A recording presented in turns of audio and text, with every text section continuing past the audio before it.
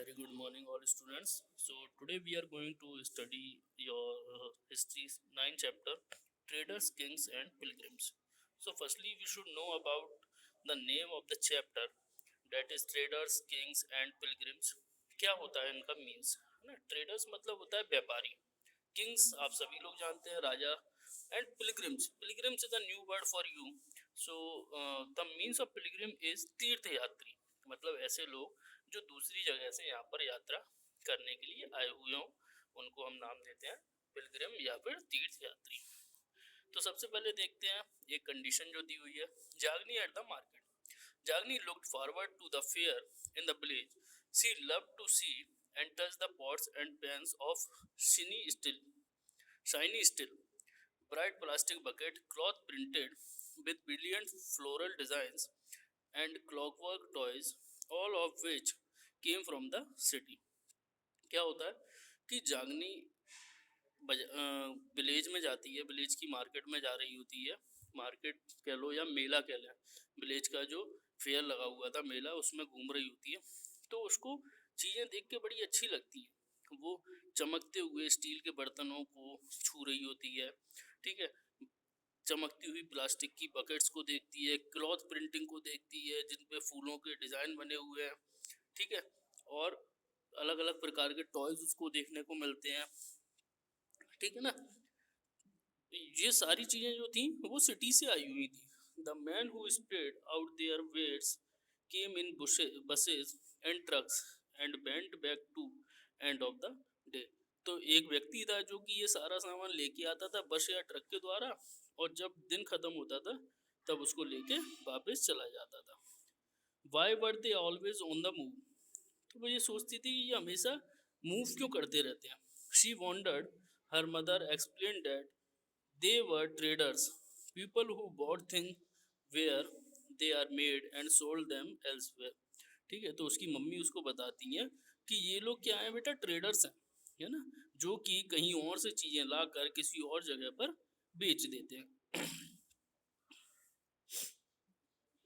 आगे देखेंगे how to find out about trade and traders. तो ट्रेड और ट्रेडर्स के बारे में हम किस प्रकार से पता लगा सकते हैं, ये सारी चीजें हमको देखनी है. You read about the northern black polished where in chapter 8. तो आपने नॉर्थन ब्लैक पॉलिश बेयर के बारे में चैप्टर 8 में पढ़ा हुआ है. The fine pottery specially bowls and plates were found from several archaeological sites throughout the सब continent.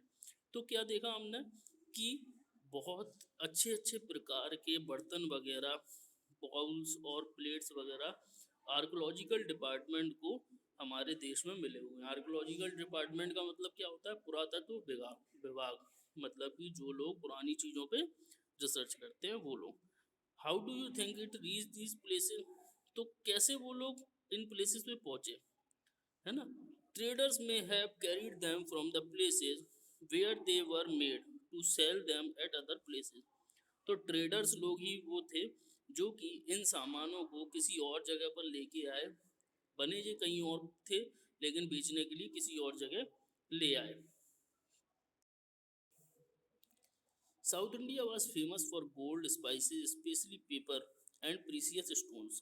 Paper was particularly valued in the Roman Empire, so much so that it was known as black gold. देखिए south India जो है हमारा वो famous है gold के लिए, spices के लिए, स्पेशली पीपर, ठीक है, गोल्ड और सोना और मसाले, स्पेशली पीपर के लिए.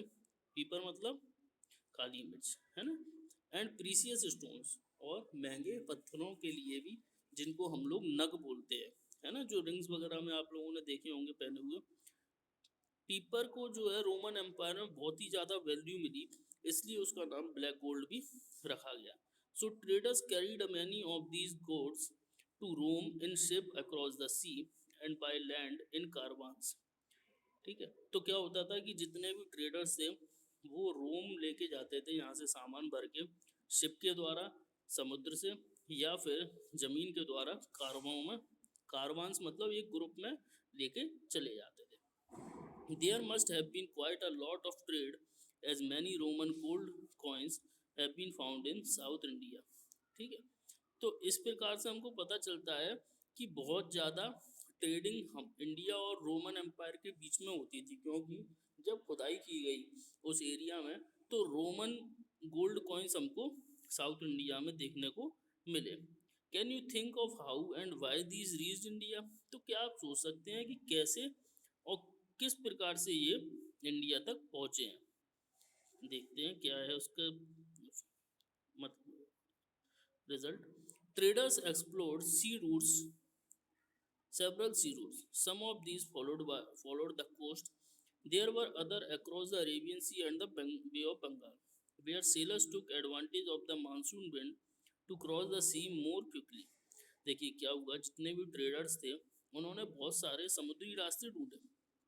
ठीक है, कुछ ऐसे भी थे जो कि कोस्ट मतलब कि जो समुद्र से लगे हुए जो राज्य हैं, जो जमीन है, उनसे उनकी मदद से भी वो लोग ढूंढ लेते थे। ठीक है, और बहुत से ऐसे रास्ते थे अरेबियन सी और बे ऑफ बंगाल के, जहाँ पर जितने भी सेलर्स थे मतलब जितने भी लोग थे जो कि समुद्र के रास्ते से आया करते थे, वो मानसून की विंड्स का फ़ायदा उठाते थे, क्योंकि जिस साइड हवा चल रही होती है उस साइड हमको गाड़ी चलाना ईजी होता है ना। इसी प्रकार से वो लोग जिस साइड हवा चल रही होती थी उस साइड अपना जहाज चलाना ईजी मानते थे और जल्दी पहुंच जाते थे उस रास्ते को ट्रेवल करते हुए। So if they wanted to reach the western coast of the subcontinent from East Africa and Arabia, they chose to sail with the southwest monsoon, and sturdy ships had to be built for these long journeys. अब क्या होता था, अगर वो लोग western coast में या east Africa या अरेबिया में क्या करना चाहते थे, सेलिंग वगैरह करना चाहते थे या वहाँ से सामान लाना चाहते थे, तो वो साउथ वेस्ट मानसून का टाइम चूज़ करते थे और उस टाइम पे वो स्टर्डी शिप्स को लेके जाते थे जो कि लॉन्ग जर्नीज के लिए बने हुए हैं। New kings along the coast. The southern half of the subcontinent is marked by a long coast line and with hills, plateau and river valleys.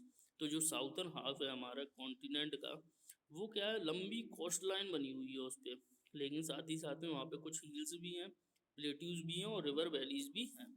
Amongst the river valleys, that of the Kaveri is the most fertile. अब river valleys की अगर हम बात करें तो कावेरी नदी का जो एरिया है वो बहुत ही ज़्यादा फर्टाइल है।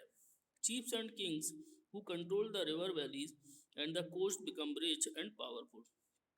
तो ऐसे चीफ या किंग जिनके कंट्रोल में रिवर वैलीज थी, है ना, और कोस्ट थे, वो रिच और पावरफुल दोनों ही हो गए थे।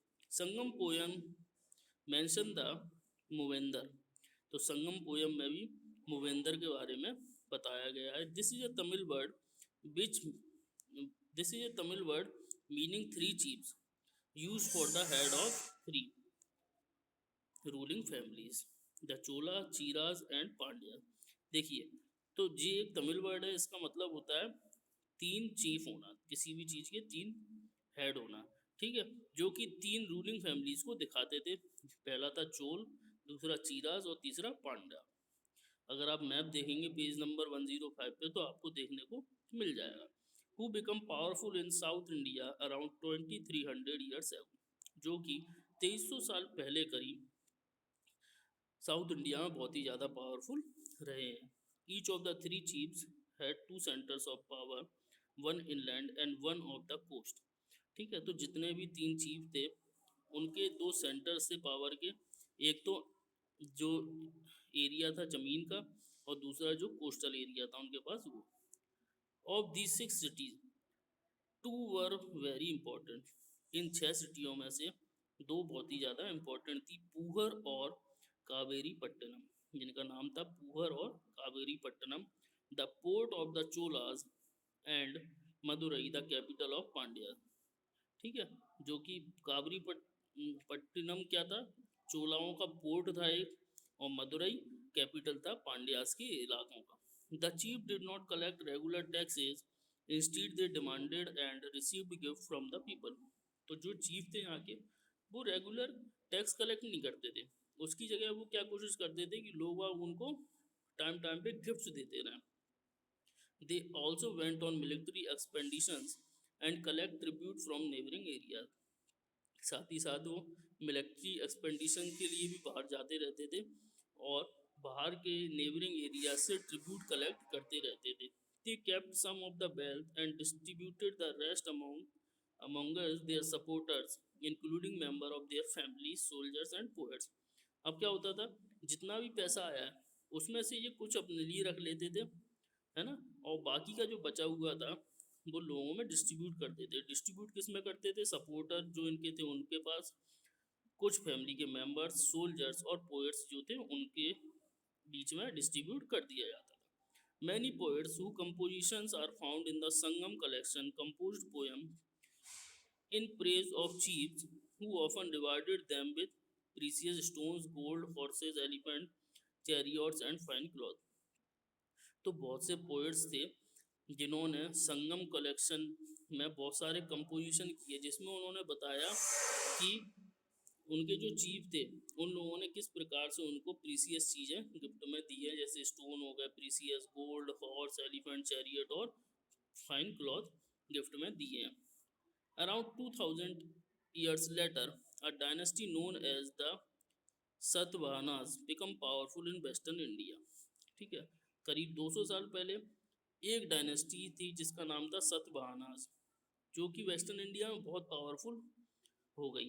The most important ruler of Satavahanas was Gautamiputra Shri Satakarni. ठीक है, जो मोस्ट इम्पॉर्टेंट रूलर था इनका उसका नाम था क्या? Gautamiputra Shri Satakarni. We know about him from an inscription composed on behalf of his mother Gautami Balashri. ठीक है, हमें इसके बारे में कैसे पता चला? क्योंकि इनकी माता जी के नाम पर एक इंस्क्रिप्शन बना जो कि इनका नाम क्या था? Gautami Balashri. He and other Satavahana ruler were known as lords of Dakshinapatha, literally the route leading to the south, which was also used as name for the entire southern region. He sent his army to the eastern, western and southern coast. देखिए क्या था कि वो और उसके साथ सतवाहना के बाकी सारे रूलर जो थे, ठीक है, वो लॉर्ड ऑफ दक्षिणापथा के नाम से दक्षिण पथ, दक्षिणापथा का मतलब क्या है? दक्षिण, दक्षिण हो गया आपका दिशा और पथ मतलब होता है द्वार। ठीक है, दक्षिण का जो रास्ता था उसके भगवान माने जाते थे। ठीक है, क्योंकि साउथ में आने वाले जितने भी लोग थे उनको यही एक रीजन था जहाँ से एंट्री लेनी होती थी। उसके लिए उन्होंने क्या किया? अपनी आर्मी को ईस्ट, वेस्ट और साउथर्न कोस्ट पर लगा दिया ताकि अच्छे से उनके बारे में जान पाएँ और उनको कंट्रोल कर पाएँ। ठीक है, तो आज की वीडियो में हम इतना ही रखेंगे। नेक्स्ट वीडियो में पढ़ेंगे the story of the silk route के बारे में। ओके, तब तक के लिए गुड डे, और चैनल को सब्सक्राइब कर लें ताकि आपके पास में जो बाकी की वीडियोज़ हैं वो भी टाइम पर आती रहे। Okay, bye.